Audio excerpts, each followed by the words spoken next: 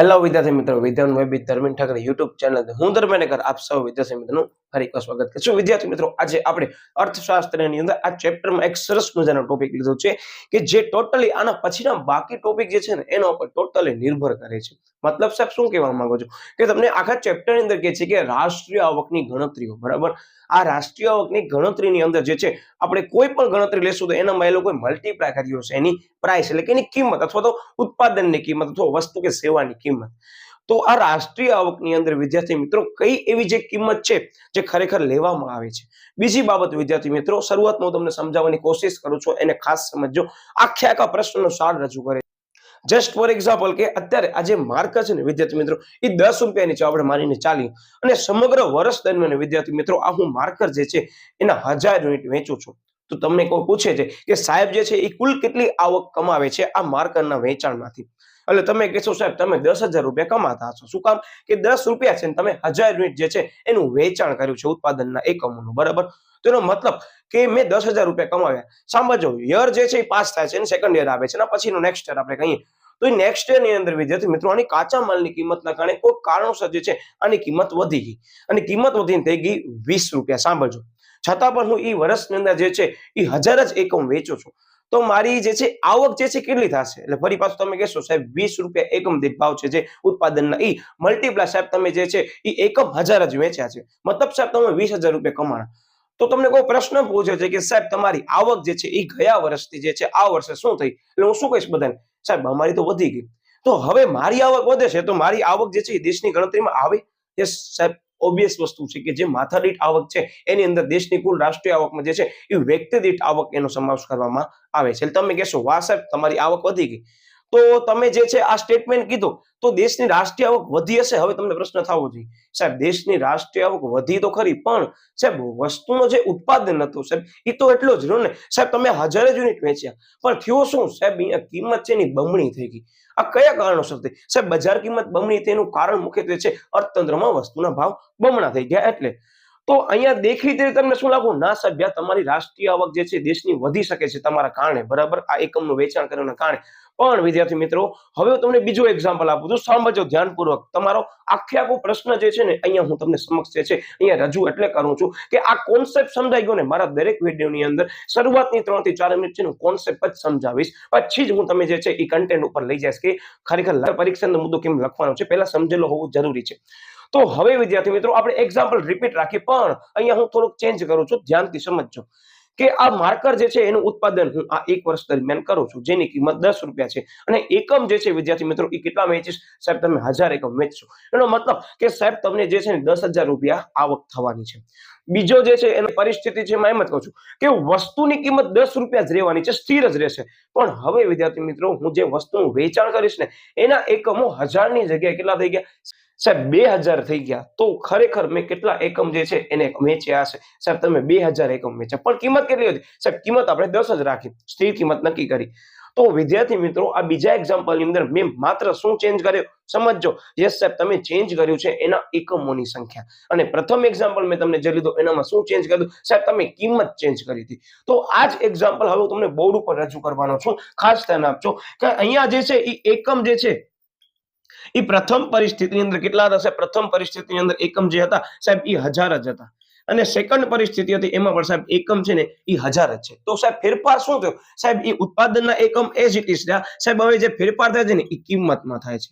તો કિંમતમાં જે છે ફેરફાર કેટલો થયો? સાહેબ તમે પ્રથમ જે પરિસ્થિતિ કીધી એનામાં સાહેબ તમે 10 રૂપિયા બોલે, તમને બરાબર યાદ છે? હા સાચી વાત. અને બીજી પરિસ્થિતિ કીધી સાહેબ તમે એની અંદર જે છે 20 રૂપિયા બોલે, તમને બરાબર આ યાદ રહી ગયો કોન્સેપ્ટ? હા રહી ગયો. હવે આજ જે મેં તમને પરિસ્થિતિ રજૂ કરી વિદ્યાર્થી મિત્રો એની અંદર જે છે એ કિંમતમાં વધારો થાય છે. જ્યારે આ જે કોન્સેપ્ટ છે તમને સમજાવું છું એની અંદર પણ હું એ જ એક્ઝામ્પલ રિપીટ કરું છું કે પ્રથમ જે પરિસ્થિતિ છે વિદ્યાર્થી મિત્રો એનામાં જે છે એ ઉત્પાદનના એકમ હું શોર્ટમાં લખું છું ને જેને જથ્થો પણ કહેવામાં આવે છે કે આ જે જથ્થો છે સાહેબ એ શરૂઆતના સમયગાળા દરમિયાન 1000 હતું અને સાહેબ જે બીજી તમને પરિસ્થિતિ કીધી એમાં સાહેબ જથ્થો જે છે એ 2000 થઈ ગયો, બરાબર. સાંભળજો, પણ સાહેબ આની અંદર જે તમે કિંમત હતી બરાબર એ કિંમતમાં શું કર્યું? સાહેબ સ્થિર કિંમત લીધી, સ્થિર ભાવ લીધા 1 વર્ષ દરમિયાન, બરાબર. જે કેટલા હતા? સાહેબ બંને પરિસ્થિતિમાં 10 રૂપિયા જ હતા. સાહેબ અમને આ એક્ઝામ્પલ એટલો યાદ રહી ગયો કે પરીક્ષાની અંદર હવે આ કોન્સેપ્ટ તમને અવદાન ઉપરથી આવડી જશે.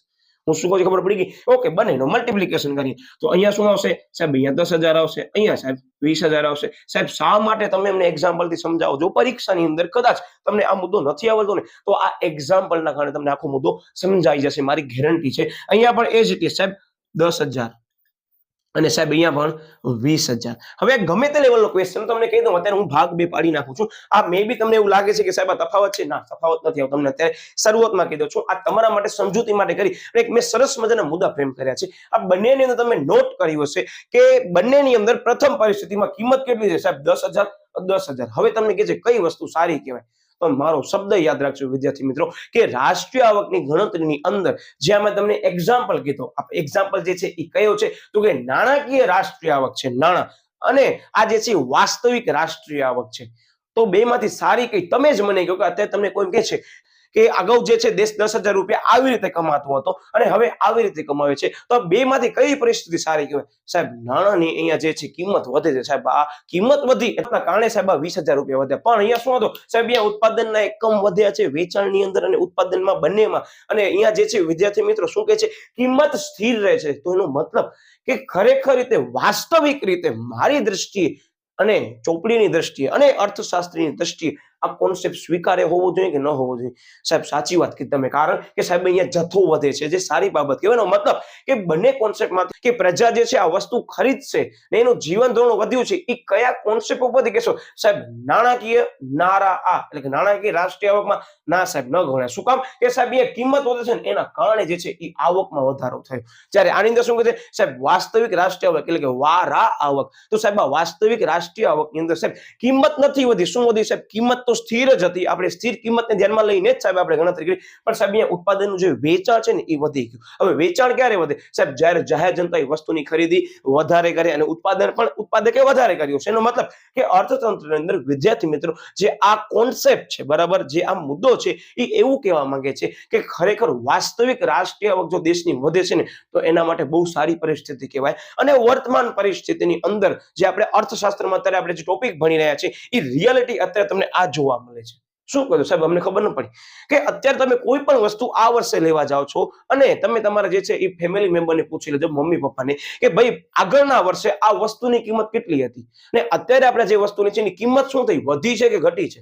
તો મારો શબ્દ યાદ રાખજો, 2023, 24 કે 25 ને તમે વિડીયો જોઈ રહ્યા છો તો 2024 ની અંદર અત્યારે એવી પરિસ્થિતિ છે કે આ જે વસ્તુ અગાઉના વર્ષે જેટલી પણ કિંમતમાં મળતી હતી ને એનાથી વધારે કિંમતે આ વર્ષમાં મળે છે. એનો મતલબ તમે સમજી ગયા ને? આ પ્રશ્ન તમને પરીક્ષામાં આવે કે ના આવે, કે પરીક્ષામાં પૂછાય છે કે નથી પૂછાતો, પણ એઝ અ ઇન્ડિવિજ્યુઅલ સ્ટુડન્ટ તરીકે, એઝ અ ઇકોનોમિસ્ટ તરીકે તમને એટલી ખબર પડી જશે કે સાહેબ આ કોન્સેપ્ટ સારું ન કહેવાય. સાહેબ આમાં કિંમત વધે છે એટલે સાહેબ આવક વધે છે, જ્યારે આનામાં સાહેબ ઉત્પાદન એકમોનું વેચાણ વધે છે ત્યારે સાહેબ આની અંદર આવક વધે છે. અને અત્યારે તમે તમારા ચોપડીની અંદર આના પછીના જે હું મુદ્દા લેવાનો છું, આવકની પદ્ધતિઓ અને ખર્ચની પદ્ધતિઓ, બસ એની અંદર આ મુદ્દો છુપાયેલો છે. એનો મતલબ કે તમે જોયું હશે મેં ક્રમ ચેન્જ કર્યો છે. મને એકાદ બે વિદ્યાર્થીઓ નીચે છે એ પર્સનલી મેસેજ આવે કે સાહેબ તમે ક્રમ કેમ ચેન્જ કરો છો? તો તમને શરૂઆતમાં કીધું વિદ્યાર્થી મિત્રો કે હું જે ક્રમની અંદર વિડીયો અપલોડ કરું છું એની પાછળ ઘણા બધા કારણો છુપાયેલા છે કે જે કોન્સેપ્ટ તમને વ્યવસ્થિત સમજાવવું જોઈએ એ સમજાઈ જાય છે. ત્યારબાદ વિદ્યાર્થી મિત્રો હવે તમે આવકની પદ્ધતિ અને ખર્ચની પદ્ધતિ ઉપાડશો ને ત્યારે આની અંદર મારો શબ્દ યાદ રાખજો, કોન્સેપ્ટ આ જ કહેવા માંગે છે. ચેક કરી લેજો.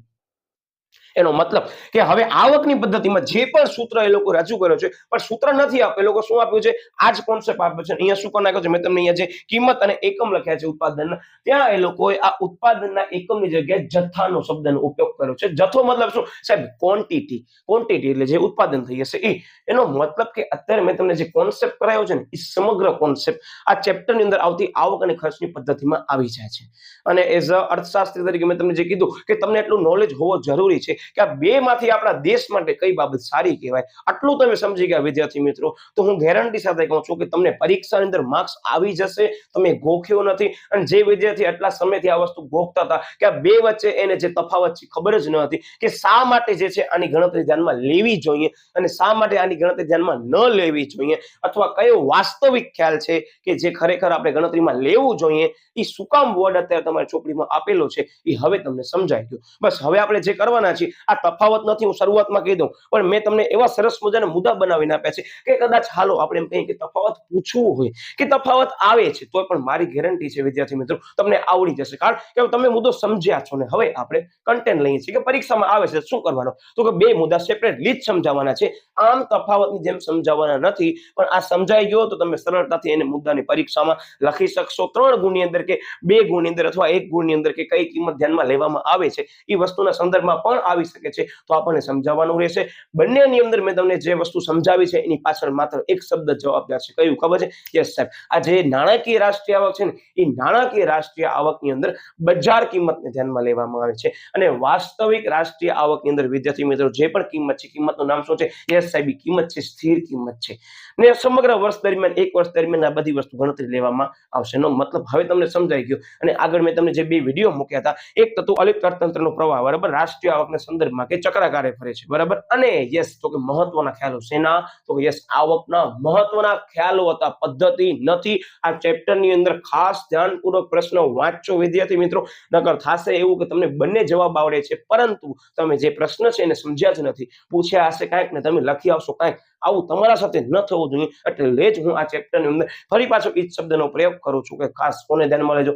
પ્રશ્નોની અંદર એના જે વાક્ય રચના છે એને ધ્યાનમાં લેજો. હવે આપણે વિદ્યાર્થી મિત્રો બીજી પેનનો ઉપયોગ કરી અને ઝડપથી હવે કોન્સેપ્ટ ક્લિયર કરી લઈએ, કારણ કે હવે તમારા માટે બધી વસ્તુ ઈઝી છે. અત્યારે જે પણ સમજાવવાના છું તમારા માટે ઈઝી જ છે, એટલે માત્ર તમારું ધ્યાન અહીંયા હોવું જોઈએ. કોઈ સાહિત્ય ઉપડવાની જરૂર નથી, તમે સાહિત્ય ઉપાડશો વળી પાછો તમને શોધવું પડશે, એના કરતા કન્ટેન્ટ અહીંયા આવી ગયો છે, બહુ ઈઝી વે ની અંદર મેં તમને કવર કરવાની કોશિશ કરી છે. ઓકે, હવે ધ્યાન આપજો કે વિદ્યાર્થી મિત્રો આ જે આની અંદર એમ જ કે છે કે કયા ભાવ ધ્યાનમાં લેવામાં આવે છે? કયો સાહેબ? નાણાકીય રાષ્ટ્રીય આવક. ન યાદ રહે તો સાહેબ નાણાકીય રાષ્ટ્રીય આવક, નાણાની અંદર બજારમાં આપણે જશું એનો મતલબ બજાર કિંમત ધ્યાનમાં લેશું, આવું કહી શકાય. માત્ર યાદ રાખવા કોન્સેપ્ટ નથી, કારણ ઘણાને ખબર નહીં પડે નાણા એટલે નાણાકીય રાષ્ટ્રીય આવક, એમાં કઈ કિંમત સાહેબ? નાણા ક્યાં પાડવામાં આવે? સાહેબ બજારમાં પાડવામાં આવે, તો બજાર કિંમત. આમ યાદ રાખવા માટે જ છે, બરાબર. Okay, yes. હવે શું કહે છે કે ચાલુ વર્ષના ભાવો કે વર્તમાન ભાવો કે યાદ રાખજો બજાર ભાવ, જે મેં અહીંયા લખેલા જ છે, બરાબર. આ બજાર ભાવને ધ્યાનમાં લેવામાં આવે છે ગુણ્યા વર્ષ દરમિયાન જેટલું પણ ઉત્પાદન થયું હશે એ ઉત્પાદનને આપણે શું કરશું સાહેબ? ગુણાકાર કરશું, અને આપણે જે પણ કિંમત મળશે વિદ્યાર્થી મિત્રો, કે જે પણ આંકડો મળશે એ આંકડો શું સૂચવે છે સાહેબ? દેશની નાણાકીય રાષ્ટ્રીય આવક સમગ્ર વર્ષ દરમિયાન એ સૂચવે છે. જ્યારે વિદ્યાર્થી મિત્રો આમાં શું કહે છે કે વાસ્તવિક રાષ્ટ્રીય આવક એટલે શું? આ અર્થ જ છે, તમને કીધું, બરાબર, કે તમને વાંધો ના આવે, અર્થ અને ભાવ બંનેના સંદર્ભમાં લાઈન લઈ શકો છો કે પાયાના વર્ષના જે સ્થિર ભાવો છે, પાયાનું વર્ષ એટલે આપણે નક્કી કરી રાખ્યું છે પાયાનો વર્ષ છે, બરાબર, જેને કે બેઝ યર, એ બેઝ યરના ભાવ અથવા જે સ્થિર ભાવ વસ્તુનો મેં તમને કીધા એ જ આપણે લેવાના છે. એ ભાવને ધ્યાનમાં લઈ વિદ્યાર્થી મિત્રો વર્ષ દરમિયાન તમામ વસ્તુઓ જે ઉત્પાદન થયું છે આપણે એને શું કરશું સાહેબ? એને આપણે ગુણશું. અહીંયા ચોકડીનો મતલબ શું છે સાહેબ? ગુણાકાર છે. આ તમને કીધું, આ બે વચ્ચેનો ગુણાકાર કરશું, બરાબર. તો આ ગુણાકાર એટલે કે તમને ખ્યાલ જ છે આપણને શું મળશે સાહેબ? આપણને જવાબ મળશે. એ જવાબ એટલે વાસ્તવિક રાષ્ટ્રીય આવક. બંનેની અંદર કઈ વસ્તુ નવી આવી સાહેબ? અમને એક વસ્તુ તમે જે કીધી એ અમને સરસ મજાની યાદ રહી ગઈ છે સાહેબ, એ વસ્તુ આવી આ ભાવ, બરાબર. એટલે બંનેની અંદર શું આવે છે સાહેબ? આ ભાવ બદલે છે, આ ધ્યાન રાખવાના છે. ભાવ એટલે કિંમત વાળા ભાવ, બરાબર. ઓકે, બીજા કોઈ ભાવ નહીં. યસ. હવે વિદ્યાર્થી મિત્રો આવે છે વાસ્તવિક, કે કયો ખ્યાલ ખરેખર વાસ્તવિક હોવો જોઈએ? મેં તમને સમજાવ્યું અને તમે હવે જવાબ આપશો. કયો હોવો જોઈએ? બોલો. નાણાકીય કે રાષ્ટ્રીય? સાહેબ રાષ્ટ્રીય જ હોવો જોઈએ. શું કામ?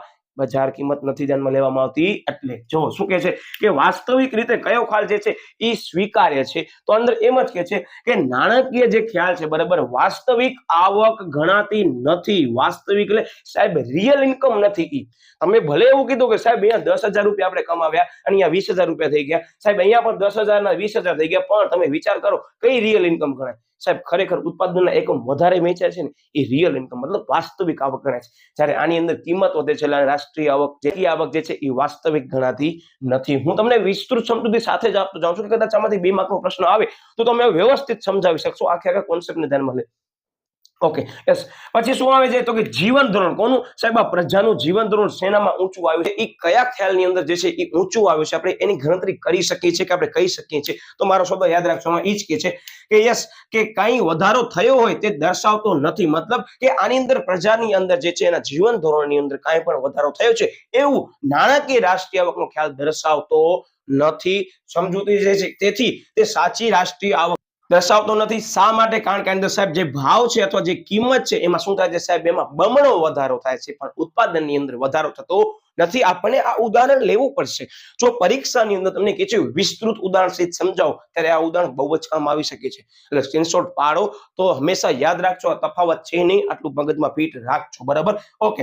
એટલે શું કહે છે? યસ, તેથી જે સાચો રસ્તો છે વાસ્તવિક આવક જે છે એ છે, મતલબ વાસ્તવિક રાષ્ટ્રીય આવક એનો સાચો રસ્તો છે. હું આ લખી નાખું. બરાબર, વાસ્તવિક રાષ્ટ્રીય આવક છે એનો સાચો રસ્તો છે એનો, તો કે આ જે પદ્ધતિ છે એના મુજબ રાષ્ટ્રીય આવક નક્કી કરવાનું. બરાબર, જ્યારે સામેના એક્ઝામ્પલમાં કે છે, જો શેનામાં, તો વાસ્તવિક રાષ્ટ્રીય આવકમાં એ જ કે છે કે વાસ્તવિક રાષ્ટ્રીય જે છે એ આવક જે છે ખરેખર વાસ્તવિક છે. શું કામ? કે સાહેબ અહીંયા ઉત્પાદનના એકમમાં વધારો થાય છે. બરાબર, ઉત્પાદનના જે એકમ છે એ એના વેચાણમાં શું થાય છે સાહેબ? વધારો થાય છે. જે વસ્તુ સારી કહેવાય, રિયાલિટી કહેવાય. બરાબર, રિયાલિટી પ્રમાણે આવક વધી છે વાસ્તવિક રીતે. શું કહે છે? દેશની સાચી આર્થિક પરિસ્થિતિ દર્શાવે છે. એક માર્કનો પ્રશ્ન બહુ સરસ મજાનો આવી શકે છે કે કયો જે ખ્યાલ છે એ દેશની સાચી આર્થિક સ્થિતિ દર્શાવે છે આવકમાં, તો યાદ રાખજો શું આવશે સાહેબ? વાસ્તવિક રાષ્ટ્રીય આવકનો ખ્યાલ દેખાડે છે. શા માટે? બસ આ સમજૂતી આપી દઉં મેં તમને કીધી. ઓકે, ધેન શું કહે છે અંદર કે પ્રજાનું જે જીવન ધોરણ છે એમાં વધારો સૂચવે છે. શું કામ? કે સાહેબ એ ઉત્પાદનના એકમમાં વધારો થાય છે. અને બીજી બાબત મેં તમને જે કીધી કે આની અંદર કઈ કિંમતને ધ્યાનમાં લેવામાં આવે છે સાહેબ? આની અંદર સ્થિર ભાવની કિંમત અથવા પાયાનો બેઝ છે એ કિંમતને ધ્યાનમાં લેવામાં આવે છે. જો કદાચ આ વિદ્યાર્થી જે છે કોમર્સ વાળો વિડીયો જોવે છે તો તમને કીધું કે આ વસ્તુ ખરેખર તમે કહો છો ને ક્યાં જોવા મળશે સાહેબ? અમને આ સમજાવો છો, પણ સાહેબ એની ગણતરી કેમ થાય છે? તો તમારો ધોરણ 12 ની અંદર જે છે એ ચેપ્ટર આવશે એક. બરાબર, આંકડા શાસ્ત્રનું સૂચક આંક. આ સૂચક આંકની અંદર બેઝ યર આવશે. બરાબર, સ્થિર ભાવની પદ્ધતિ, પારંપરિક ચલ આધારિતની પદ્ધતિ. તો આ જે બધા વસ્તુ જે છે અત્યારે હું તમારા સમક્ષ રજૂ કરું છું એ ભાગ છે તમારો આંકડા શાસ્ત્રનો, પર ધોરણ 12 માં જોવા મળશે. ત્યારે તમે મને યાદ કરશો કે ના સાહેબ આ વસ્તુ આવી, ત્યારે એ લોકો આ વસ્તુ કોન્સેપ્ટ જે છે થિયરી બહુ શોર્ટમાં આપેલી હશે, પણ વિસ્તૃત સમજૂતી તમને ધોરણ 11 માં આપેલી. શું કામ? કે બિઝનેસ ઇકોનોમિક્સ વિથ સ્ટેટિસ્ટિક્સ સબ્જેક્ટનો ભાગ કહેવાય આ મુદ્દો. તમે ભલે અત્યારે અર્થશાસ્ત્રમાં ભણો છો, પણ ઘણી બધી કક્ષાએ અર્થશાસ્ત્ર જે છે એ ઇકોનોમિક્સ સબ્જેક્ટના પાઠ તરીકે આવે છે. અને તમે ભવિષ્યમાં કદાચ કોલેજ કરશો તો ઇકોનોમિક્સની અંદર પણ આવા પ્રકારના દાખલા અથવા સ્ટેટની અંદર પણ આવા બધા ઇકોનોમિક્સના ટોપિક આવશે. તેનો મતલબ કે બિઝનેસ ઇકોનોમિક્સ વિથ સ્ટેટિસ્ટિક્સ સબ્જેક્ટનો ભાગ તમે અત્યારે ભણી રહ્યા છો. અને મને આશા છે વિદ્યાર્થી મિત્રો હવે તમને આ કોન્સેપ્ટ ક્લિયર થઈ ગયો છે. અને કદાચ હું તમને જે કહેતો હતો કે નવી પેપર શેલ મુજબ ગુજરાતની કોઈ પણ શાળાની અંદર જો શાળાકીય કક્ષાએ કેસ સ્ટડી આવે છે તો આવી રીતે આની અંદર કેસ સ્ટડી બનાવી શકાય છે. ઉદાહરણ મેં તમને સમજાવે એટલે જ છે કે કદાચ તમારી શાળાની અંદર પૂછવાનું હોય તો તમને વાંધો આવે નહીં. આઈ હોપ વિદ્યાર્થી મિત્રો આ તમને બે જે કોન્સેપ્ટ અત્યારે મેં તમને રજૂ કર્યા છે એ સરસ મજાના સમજાઈ ગયા છે. પરીક્ષા વખતે ફરી પાછું વિડીયો જોઈ લેજો, અને અગાઉના આપણી ચેનલ ઉપર કોઈ પણ હજી વિડીયો જોવાના બાકી હોય તો ખાસ જોઈ લેજો. સમયને ધ્યાનમાં લઈ હવે વળી પાછું આપણે બે સરસ મજાના ટોપિક સાથે મળી રહ્યા છીએ. ત્યાં સુધી બાય બાય.